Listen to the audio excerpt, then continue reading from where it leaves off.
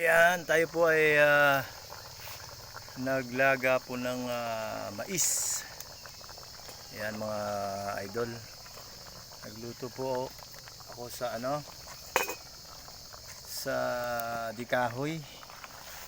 Ayan, shout out lang po yung mga nakakaranas po ng ganitong pagluluto hanggang ngayon. Ayan, ganito po ang buhay namin dito sa probinsya. Ayan, nabili ko lang po yan ng 50 pesos sa mag-ina habang ako po ay nasa trabaho kanina. Ayan, mais. Ayan, yung malagkit po na mais.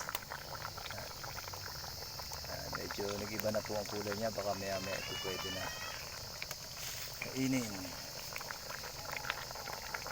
Ayan, kumukulo na po siya mga ka-idol. Ayan, masarap po yan.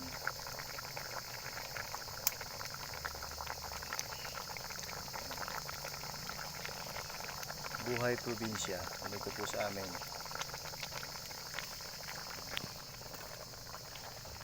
Medyo sa kahoy po tayo nagluluto dahil mahal po ang gasol.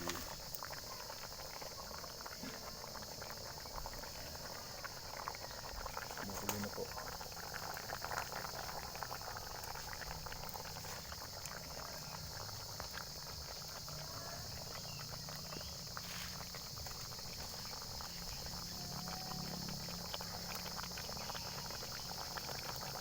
Kumukulong mais.